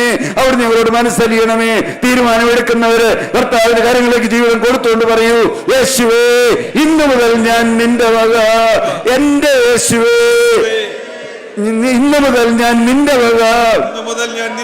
എന്റെ യേശുവേ ഇന്നു മുതൽ ഞാൻ നിന്റെ വക. യേശുവേ നീ എനിക്ക് വേണ്ടി മരിച്ചതിനാൽ ഇന്നു മുതൽ ഞാൻ നിനക്കായി ജീവിക്കും. യേശുവേ നീ എനിക്ക് വേണ്ടി മരിച്ചതിനാൽ ഇന്നു മുതൽ ഞാൻ നിനക്കായി ജീവിക്കും. ഒരിക്കൽ കൂടി പറയൂ പ്രിയപ്പെട്ടവരെ, യേശുവേ നീ എനിക്ക് വേണ്ടി മരിച്ചതിനാൽ ഇന്നു മുതൽ ഞാനൊരു പുതിയ സൃഷ്ടിയായി ജീവിക്കും. അങ്ങനെ വ്യക്തമായി തീരുമാനമെടുത്തവരുടെ മേൽ ആണിപ്പാറുള്ള കരം വരികയാണ്. തിരക്തം പുരണ്ട കരം വരികയാണ്. ആ തൊലിച്ചിറങ്ങുന്ന തിരക്തം നമ്മുടെ പാപം കഴുകിക്കളയുകയാണ്. ഇന്ന് പുതിയ സൃഷ്ടിയാകുകയാണ്. ഇന്ന് അങ്ങനെ തീരുമാനമെടുത്തവരുടെ പേര് ജീവന്റെ പുസ്തകത്തിൽ എഴുതി ചേർക്കുകയാണ്. ഇന്ന് അവരുടെ പാപബന്ധനങ്ങൾ അഴിക്കുകയാണ്. ഇന്ന് അവരെ പുതിയ സൃഷ്ടിയാക്കി തീർക്കുകയാണ്. കർത്താവേ ഈ കൂടി വന്നിരിക്കുന്ന എല്ലാവരെയോടും അനുഗ്രഹിക്കണമേ. ആണിപ്പാറുള്ള കരം വെക്കാതെ ഒരു കുഞ്ഞിനെ പോലെ ഇവിടുന്ന് പറന്ന് വിടരുതേ കർത്താവേ. എൻ്റെ അപ്പാ ഞങ്ങൾ ഇനിയും വളർത്തണമേ. അനേകരുടെ രോഗബന്ധനോടൊന്ന് അഴിക്കണമേ. അനേകരുടെ ആവശ്യഭാരങ്ങൾ അവിടുത്തെ കരം കൂടെ ഇരുന്ന് നടത്തണമേ. അപ്പാ ഇന്ന് വരെ ഞങ്ങൾ നടത്തിയ അത്ഭുത സ്നേഹത്തിനായി സ്തുതി. എല്ലാം ഞങ്ങൾക്ക് വേണ്ടി ജീവൻ വെച്ച യേശുവിൻ നാമത്തിൽ പ്രാർത്ഥിക്കുന്നു, കേൾക്കണമേ.